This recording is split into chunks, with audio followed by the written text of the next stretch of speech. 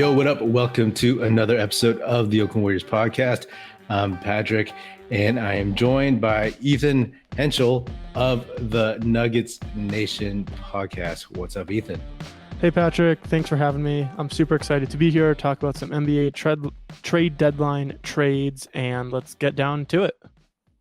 Yeah. It was relatively uneventful, pretty uneventful for your Nuggets and my Warriors, but there were a couple moves made that might be pointing out. Why don't you get us started on that? For sure. So obviously one of the teams that Denver is going to be competing with this year in the playoffs is going to be the Thunder. The Thunder added Gordon Hayward.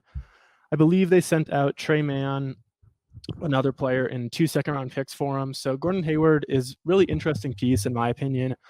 I briefly mentioned him in a few episodes back of mine about how he potentially might be a target, but then I realized that even if he was bought out, his salary was too high for the Nuggets to acquire because they are in a certain luxury tax area. But for the Thunder, who are a young team, I think he can bring some good veteran experience. He has played in the playoffs with Utah, and he's got good coaching.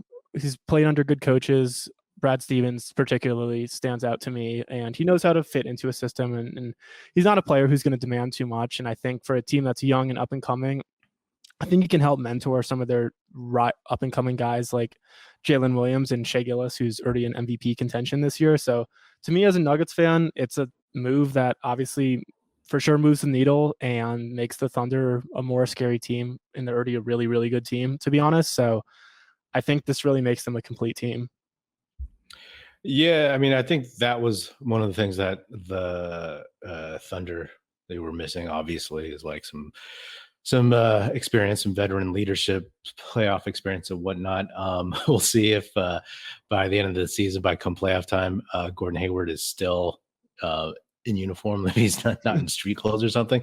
But even if he isn't, just having him on the bench will be helpful. I got to say, from like a Warriors fan's perspective, considering that even though things are looking a little bit more positive, they're still in 11th place as we speak, 23 and 25. So it's kind of funny because just when I think about like, okay, like just for fun, what this Warriors team could do, it's like ideal scenario, they sneak in to the top of the play-in, win one game, get OKC or Minnesota, some team that is very young and very playoff inexperienced, and see if they can get them shook. And in this case, for the Thunder, like, it helps in that respect. I mean, I know what I'm talking is maybe pie in the sky at this point, but it's a long season, and I just want to be entertained at this point. You know what I mean? So, yeah, that's good for them.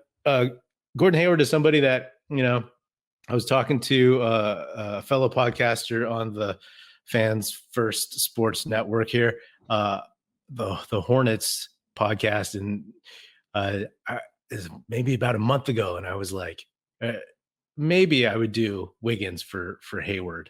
You know what I mean? Not exactly the best fit, but considering Wiggins is playing a little bit better now, I just didn't think that the Warriors were going to do much of anything. What else did you see that caught your eye? For sure. Something I do want to touch back on that you said that I thought is rather noteworthy is you talked about how if the Warriors could sneak into the playoffs and get a young team like OKC or Minnesota, you think it could be like a Lakers-Grizzlies matchup like last year in the first round where the Lakers upset them with LeBron and AD being two veteran championship-proven players? Yeah, absolutely. I mean, don't get me wrong. Like, it's not like Karl Anthony Towns and Rudy Gobert are, rookies or anything like that. But neither of them have had success in the playoffs. And that's one thing that, as a Warriors fan, I mean, your Nuggets won a title. But as a Warriors fan who has seen this team win four titles, it's like you just think to yourself, they just need to win 16 games. And as well as I do, it's about matchups, it's about health, it's about peaking at the right time. So if they can get there, all the stars, planets, whatever would have to align for the Warriors. And again, I'm just hoping to be entertained.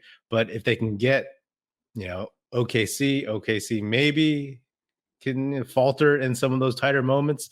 Maybe Chet misses some clutch free throws or something like that.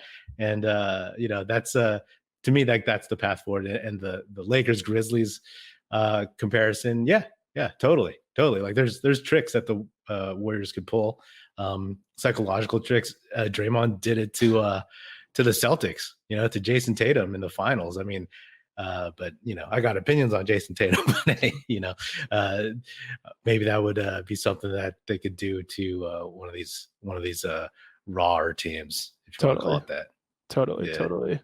But yeah, circling back, not a ton of trades today, at least in the Western Conference. To briefly obviously the Knicks made I'd say one of the bigger moves today. They acquired Bojan Bogdanovic from the Detroit Pistons, and the Knicks probably, I'd say, are the biggest winners of the trade deadline. Probably they got OG Anunoby, who's looked incredible previous getting injured a few games ago, and the addition of Alec Burks and Bojan Bogdanovic. I think their starting lineup's good. Obviously, Tom Thibodeau does not have the best record in the playoffs, so that is going to be wait and see. But I do think the Knicks could push potentially to make the Eastern Conference Finals in the East, especially with Embiid being highly questionable to even return this season. I think the East is kind of wide open with obviously Boston at the top, but Milwaukee's defense has been inconsistent. They were just in Denver the other night, and they got off to an incredible start against Denver that night. It was Doc Rivers' first game actually coaching Milwaukee, and they came out guns blazing. But Denver just being Denver, they slowed the pace down for the game. Jokic, Murray, just pick and roll. As the game got closer, fourth quarter, the defense that Milwaukee played, they just couldn't stop the pick and roll, whether it was Dame, Malik Beasley trying to guard Jamal Murray, or whoever they were switching on to Jokic, whether it was Giannis or Brook Lopez. It frankly didn't matter. And to me, as a Nuggets fan, though they didn't do much today at the deadline, I know they acquired cash for a second-round pick that they had last year for draft rights. I think as a Nuggets fan, we should be in a content spot, to be honest. Our health is good, knock on wood. KCP is nursing a bit of a hamstring injury, but beyond that, our most important starters in Jokic and Murray are healthy. And as we enter the All-Star break, we're in a really good spot. They're 35-16. We're tied for first in the Western Conference. They got a big game tonight against the Lakers, so that's exciting. As Kobe Bryant's statue is going to be unveiled today, as I think any NBA fan should be looking forward to that, and just honoring his life is super important as just we continue his legacy. Yeah. Let me ask you, because I don't follow the Nuggets that closely. I do. I'm a fan of Nikola Jokic. How can you not be? What do you see? So they're, like you said, they're 35-16, tied for first with OKC and Minnesota, which is crazy, man. Yeah, crazy. Did you expect them to make any moves? Any bigger moves, and did you want them to? Were fans clamoring for a little bit more of this, a little bit more of that, or was it we're good, we got healthy guys, our main, like you said, main two guys are healthy, let's just stand pat? I mean, it's a tough question. I think there's a few answers, and I can kind of give into them. But first, I'd say I don't want to compare the Nuggets to the Warriors because it's too early to do that, and I don't think that's the right comparison. But I think in terms of structure, we're led by a really good head coach in Michael Malone. You got a superstar in Nikola Jokic. You got a compliment all-star. I know he's not an all-star, but in my opinion, Jamal Murray is more than worthy of being an all-star, and he plays at an all-star caliber level when the games matter. He is a top 20, top 30 player in the league at the end of the day. And when you got those two guys and then the complementary pieces around them in Aaron Gordon, Michael Porter, and KCP, I think you have the best starting five in the NBA. And Christian Braun, who's a second-year guy now, he played a big role for the Nuggets as a rookie in the NBA Finals last year, and he has not had the best season so far. The past 2-3 weeks, he's been playing better, so I think that's encouraging as we move into the latter part of the season. But a guy who I've been talking a lot about in my podcast recently is Peyton Watson, and I know he got snubbed for the Rising All-Star game. He's also a second-year guy. He got drafted out of UCLA last year in 2022. Was a part of the championship-winning team last year. He didn't really see many minutes. He was kind of at the back end of the rotation because, for those who don't remember, the Nuggets had Jeff Green and Bruce Brown, who we lost this offseason. So those are two big key departures. And Peyton Watson has really taken the role of Bruce and Jeff. So Peyton's really excelled this season. He's become one of the NBA's best defenders. Opponents are shooting 41% from the field when he's guarding them, which is best mark in the NBA, I believe, by 5 percentage points, which is pretty crazy when you think about it. So One guy I might have looked to acquire was Chris Dunn. He's on the Utah Jazz, and that's a tough trade because inherently the Utah Jazz and Denver Nuggets are rivals. So it's a tough trade, but he was making like 2.5, $2.6 million. And the Nuggets are in a tough spot with salary cap right now. So they couldn't really take in much without giving back out.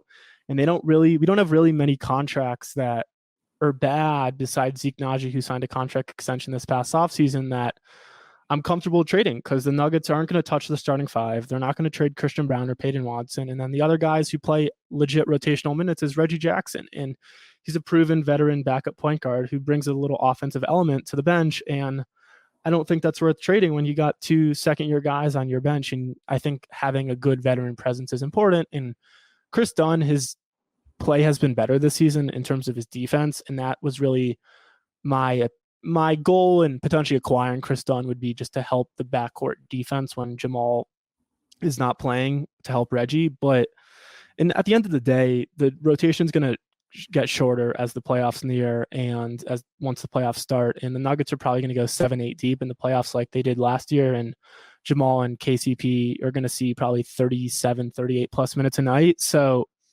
to me, is it disappointing the Nuggets didn't make a trade? Slightly. Is it necessary that they didn't? Is it going to hurt the team? No, I don't think it will. So I think it's a bit frustrating to not do anything when you win a championship and the offseason's a little bit mundane and dull, but I think they're in a good spot. And like I said earlier, the health is the most important part of this team. So the fact that we're healthy right now in this season, we're in a good spot. Yeah, for sure. Health is like, I mean, what I've always said for the past several years is that all that really matters in terms of the Warriors, and this is applicable to any team that has been there before, is you want to make sure that health. You want to get to the end of the season healthy. You want to be peaking. I said that before. You want any new guys and young guys, whether they be new guys who are from other teams, or recent draftees or guys who just haven't played much. You got to get them ready for the bright lights to see if they have the stones for the playoffs. And then like the standings, right? Like, yeah, you want to be high up in the standings, but health is the most important thing, especially if you've been there before. Because one thing that the Warriors have done, especially you see it when they won in 2022, it's like they came, I believe, I forgot already, it's like the 4th seed or something like that. Yeah, 3rd or 4th. And the whole thing was like, okay, just get in, get as high as possible or whatever, and then go from there, because they knew that, they had this streak of beating a team on the road in every playoff series. So that's something that they could lean on. And again, as Warriors fans who believe in this team, it's sometimes it turns from real fuel to fumes. But until they get like shut down, you're like, okay, maybe they got a chance. Let me ask you, what is, from afar, I don't expect you to know the details of the Warriors roster. What do you think the Warriors issue is from an outsider's perspective? Totally. And I actually do like to follow the Warriors. My dad is actually a big Warriors fan. He's a huge Steph Curry guy. So as his son and, as a loving son, I've always indirectly supported the Warriors. I don't support them anymore, but I used to back in the day. And so I do kind of know the roster, but to me, I think the Warriors got like one of the biggest players that stood out to me this season beyond top dogs like Steph Curry is Jonathan Kuminga. I think his rise to being a star, I think, is a rightful terminology to say upon him. He's a star in the league, and I don't think he's getting the credit that he deserves. His rise has affected the Warriors season because I think there's been some talks, especially when Draymond got suspended for that, 8-7 game window, whatever it was, that he started in Draymond's place. 12 games, something like that. Yeah, it was a long time. He's missed like 20 games overall. Yeah. That's crazy. But so when he started in his place, I thought he played really well. I think his defense to me is what stands out. For such a young guy, it's his 3rd year in the league? Yeah. 3rd year in the league. Developmentally, I think his defense is advanced for his age. And to me, that stands out because a guy's offense, you can teach and you can you can work on your shot and your dribbling and your passing. But defense, I feel like it's something you either got or you don't. And he's strong. He moves his feet well. I think from watching the games, you probably watch more than I do, but he can switch on to almost like the 3 through 5 pretty easily. And I'd even say 1 through 5, maybe. Depends how shifty the guard is, but I think he can guard him really well. He's a super athletic player. He's young. I think he's got a lot of potential, and I think he's someone the Warriors should look to build around when the time comes that Steph and Clay are not around anymore on that team. But to answer your question, I just think it's been inconsistent play from Klay Thompson and Draymond being out so much, and Andrew Wiggins and Klay Thompson, I'd say, are the two culprits for the Warriors' like demise this season. They're not playing well. I think it's an easy statement to say that they've each taken a massive step down from where they were last season. And even 2022, when they won the chip, Andrew Wiggins played a huge part in that championship. He was such a great two-way player, guarding Jason Tatum and Jaylen Brown in the finals.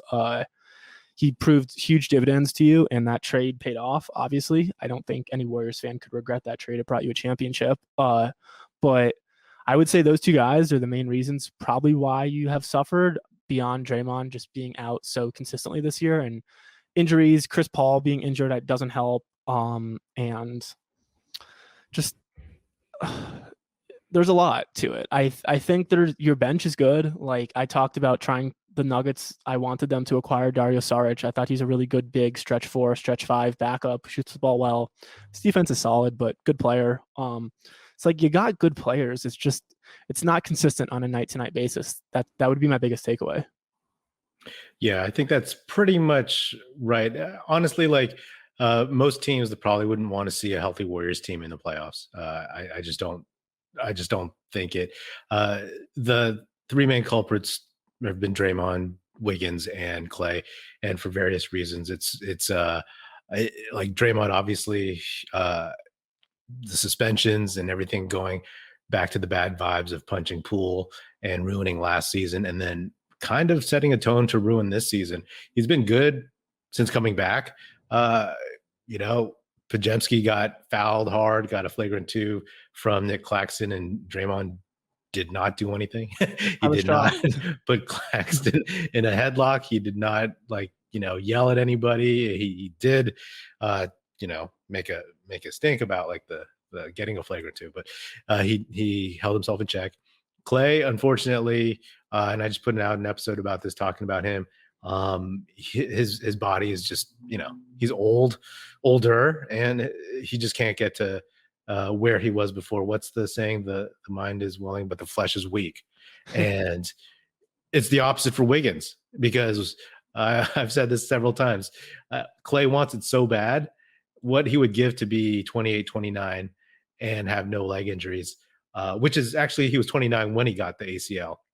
So that was the frustrating thing about Wiggins, and he's played well recently, but it's unfortunate because it seems like, oh, okay, so what did it take? Did it take trade rumors? Did it take Draymond to come back and make it easier for you, or to like get in your ear? But Wiggins, I don't know him, but he seems like a good dude. So it's not a personal thing, but it's like, man, it's his reputation. That's his reputation, right? Like, not very self-motivated in the sense that there's no fire lit inside him or whatever. Totally. So he's been playing well, and if he rides it out to the end of the season, the Warriors' problem is that they're small, and that is something that has bitten them on the tail so far this season. But they just got to get there. They just got to get there, and maybe they can find a team that can run off the court, and maybe they get a fortuitous matchup. We'll see how it goes, because they jettisoned Cory Joseph, one of my least favorite players in the league. I saw that. And but they'll probably bring Lester Quinones, one of their G League guys, onto the permanent roster. But then you have Chris Paul, Gary Payton II coming back to add to Steph, Pajemski, Quinones, Clay. So like, they got a lot of guards, you know what I mean? I know. And so we'll see where that all lies. But Totally. the thing is, like, Draymond is on better behavior, staying on the court. Wiggins is playing better. The one thing is that Clay he'll have flashes, I think, but like he's the one that cannot like physically do so far what he's done in the past. And if he can't, guard, he used to take Kyrie in the finals, right? If he can't guard those types, that automatically puts your starting lineup and your closing lineup, if he's in it, in a bad spot. And if he's not hitting shots, he's got to figure out something else. So, the dude has to evolve, which was what I talked about just in the last thing I put out. But, Totally. I think, we'll see. We'll see what happens. I have a question for you now. Yeah. Do you think when the Warriors drafted James Wiseman in 22, right? 20 pandemic year. Yeah. Pandemic year. Do you think that was the move that kind of set them back?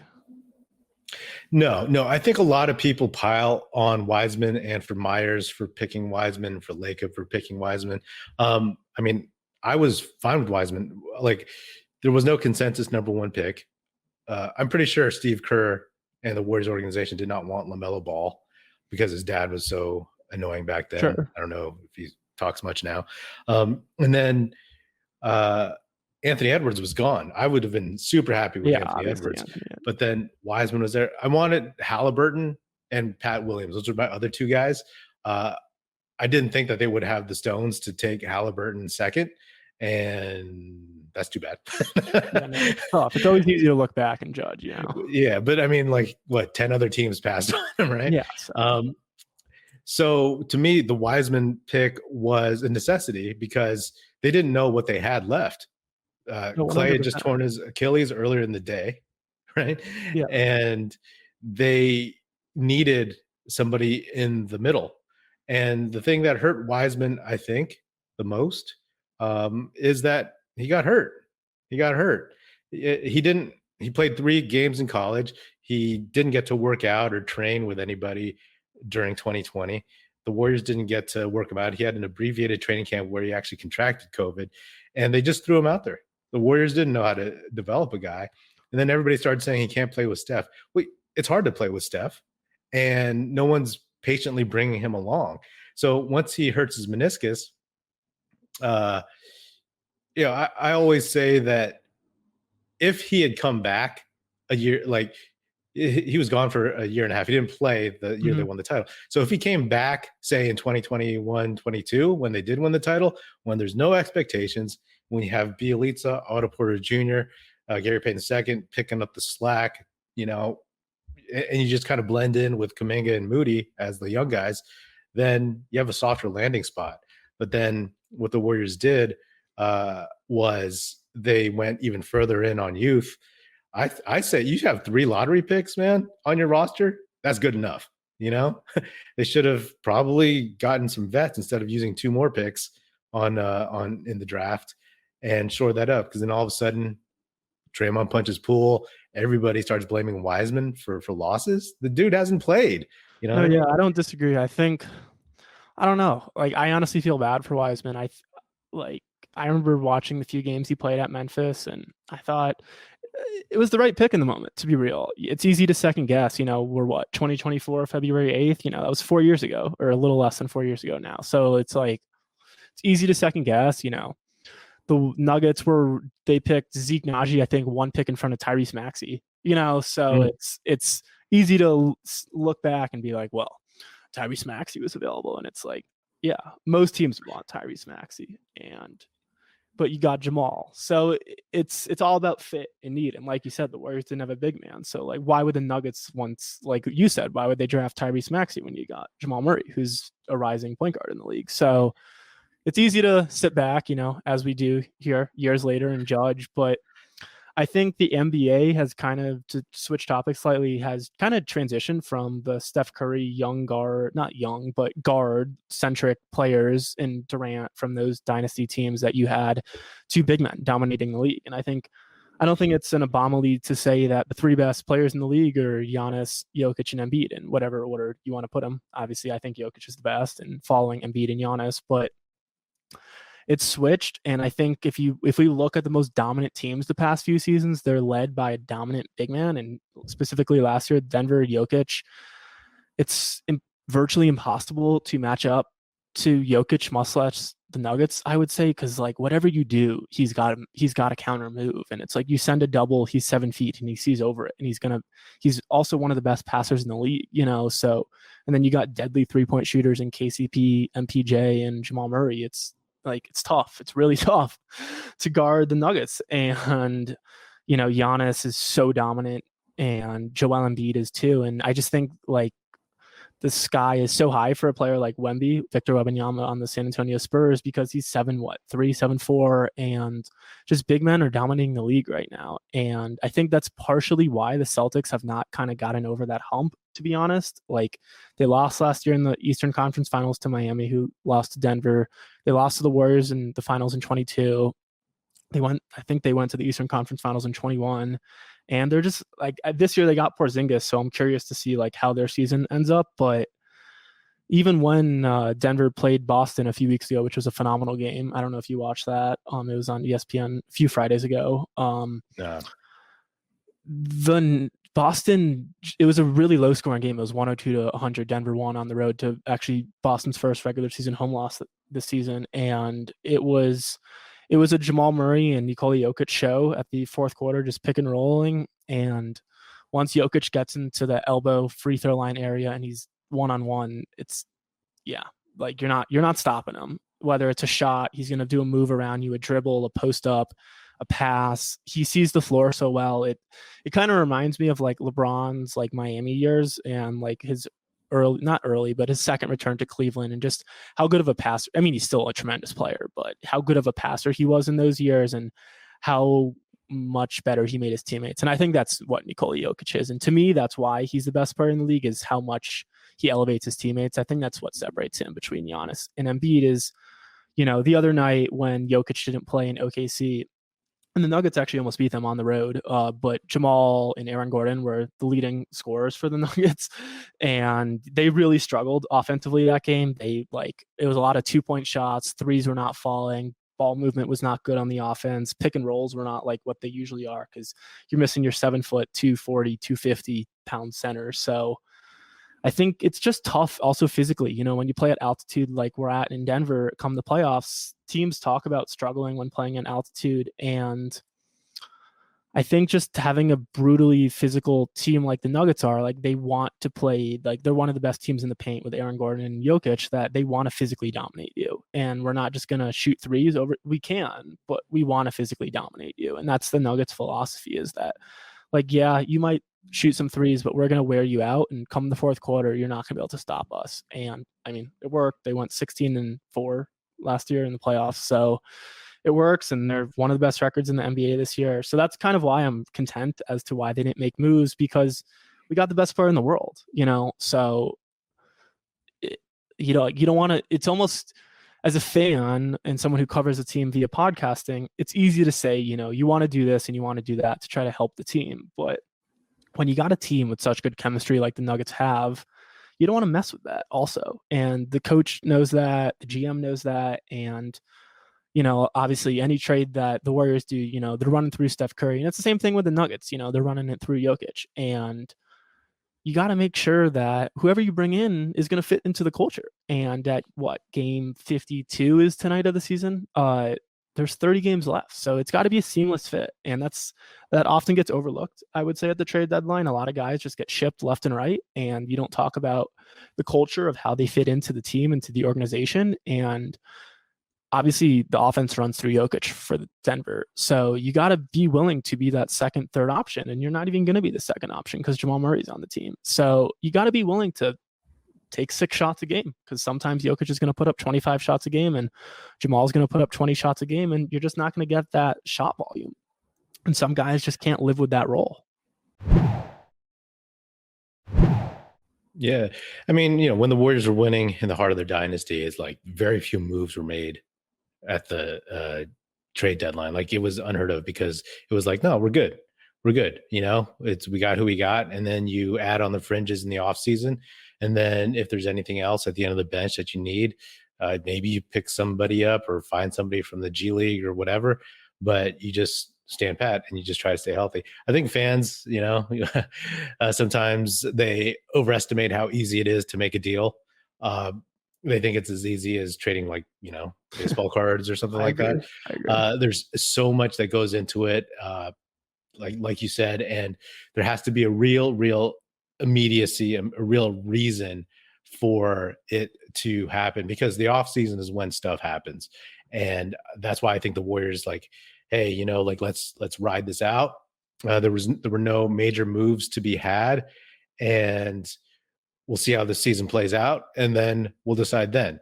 Do we re-sign Clay? Is he more willing to take, you know, 25 or less a year? And will he go to the bench? Not going to make that move now. And then Wiggins, does he play well enough to be worth sticking around? Do they see that a future with him and Kuminga side by side is feasible, or do they hope his value goes up, he plays well enough, and then they move him and his final 3 years on his contract? I think they could move him, because like Wiggins next to Kuminga, I always believed that could work. I always wanted to see the Steph, Clay, Wiggins, Kuminga, Draymond lineup. I wanted that last season, but we never got it really. And now, like, we're getting it. And people are like, "Oh, it works." Yeah, it works, because those guys can play together. But the thing is, like, is that your future? Because then what happens to Draymond? Do you still stick him at center as he gets older? Do you put somebody else at the 2 spot? So I think that, the trade deadline, I'll be honest, I didn't want Siakam. I didn't want OG Anunoby, not because of them, but because I know it would have cost Kuminga and other assets. It would cost Moody, would have cost picks, would have cost like, CP's expiring, you know what I mean?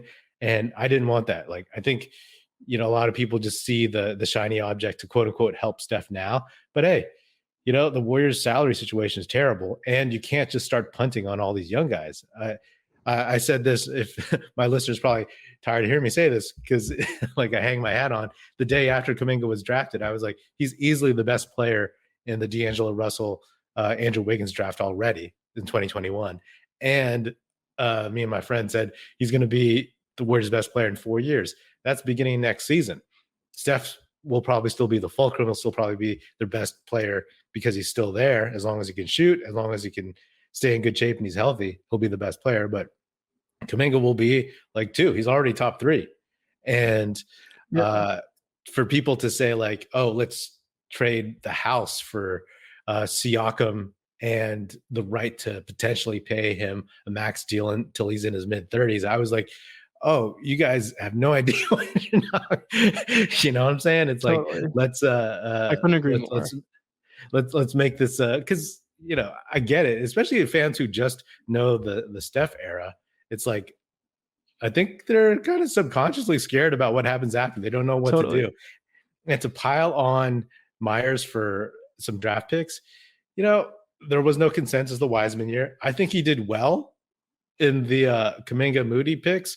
I liked Kuminga more than I liked Wagner in the draft. Who knows? We'll see how that plays out in the next 5 years. And then Moody just hasn't gotten a shot. I wanted Trey Murphy. But even Sengun was somebody I was looking at, but I was like, oh, I don't think Steve Kerr would play him. And he probably wouldn't have, because, he would have probably questioned his conditioning and his defense, although his passing probably would have impressed him. But then the thing is about Myers, it's like, he got Andre Iguodala back in the day when they couldn't get Dwight Howard. He made the trade for like D'Angelo Russell, signed him and made all this stuff possible.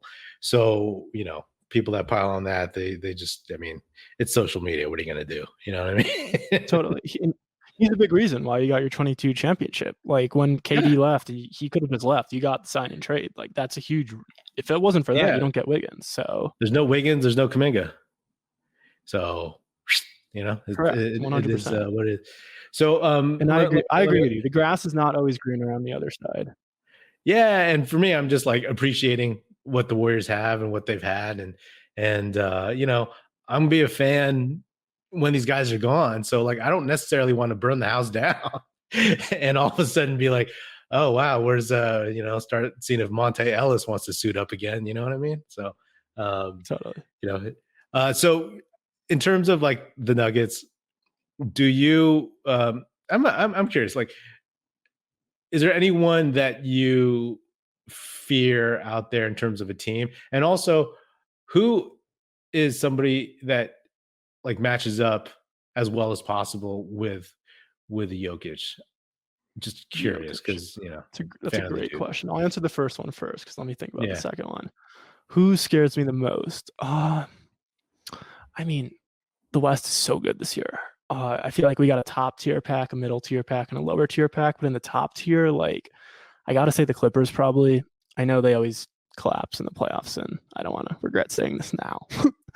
But they got some proven superstars on their team, and Kawhi, PG, Harden, Russ.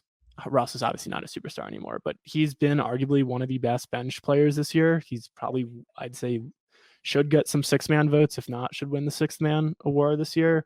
They're led by a championship-winning coach in Ty Lue.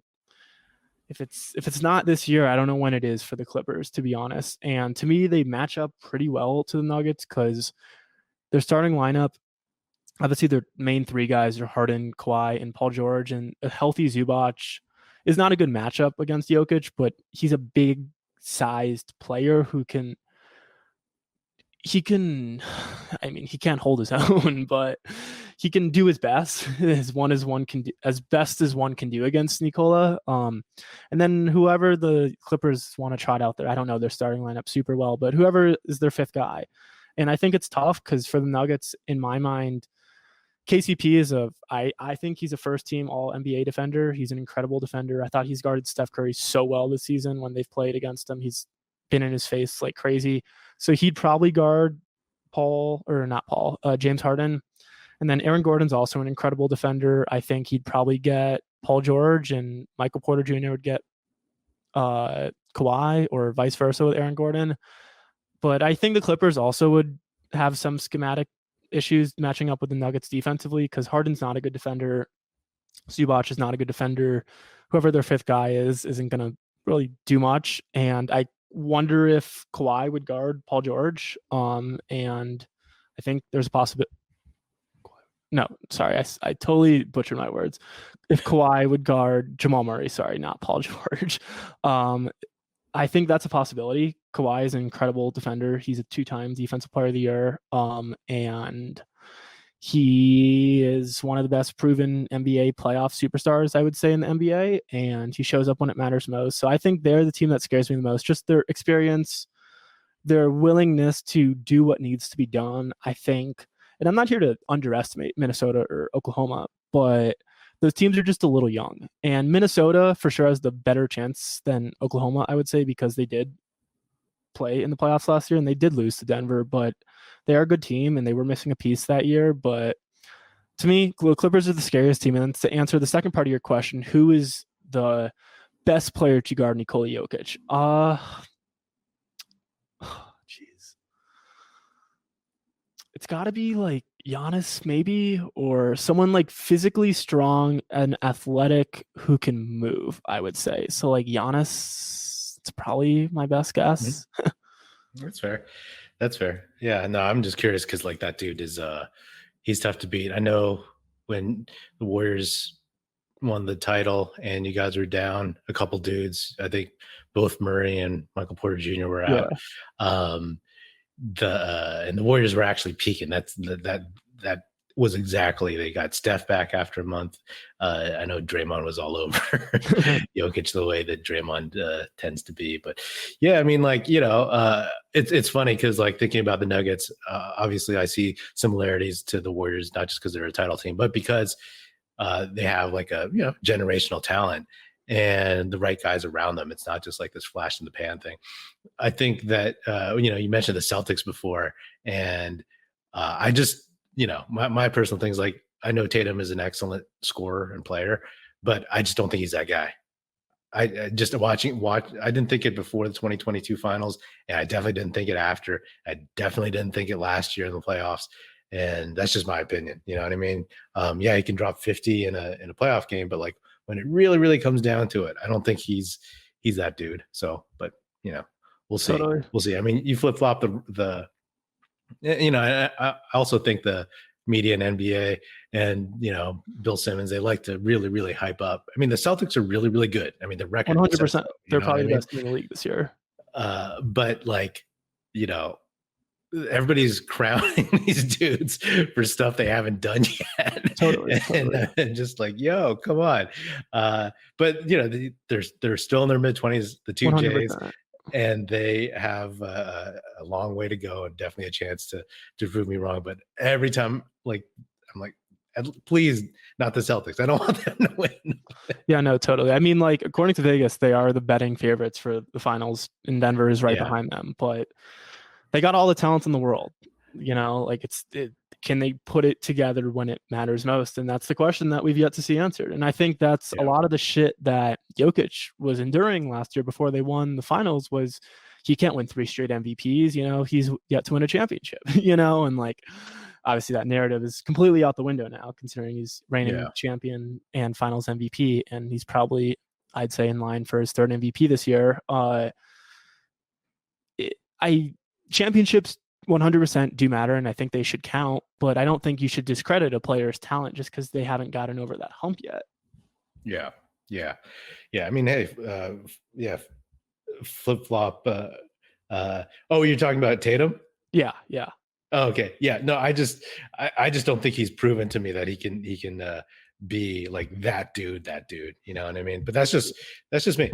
That's me. I guess you and I see it different, which is totally fine. I think he is that dude, and he's young. You know, like, it's Jokic won a championship, and last year was his 8th season in the league, so it takes time. And Greg Popovich, you know, the GOAT, literally, I think, said it the other day about how, you know, if it was so easy, everyone would win in their first year, because he was talking about Victor Wembanyama's development. And I think it's actually really important not to talk about this, but just kind of bring this into the conversation that we're having, because Greg Popovich, you know, is I think he's the winningest coach of all time, if not right there. And, you know, he's had multiple dynasties throughout his tenure with the San Antonio Spurs, whether it was Tony Parker, Tim Duncan, then you got Kawhi.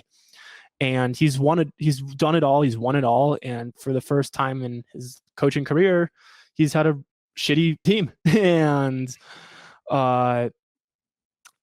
he's embracing it. And I think he recognizes that there are stages to becoming a championship level team, whether you win or not. Just becoming that echelon of a championship team, it doesn't happen overnight. And a lot of people look to the Warriors when they got Kevin Durant, and I don't think we're ever going to see that again. A player like that is available to sign in free agency, because so many guys get locked up now to just contract extensions before they even hit the open market. And so I think that's, as we look back and as we move forward, I think we're going to look back and be like, wow.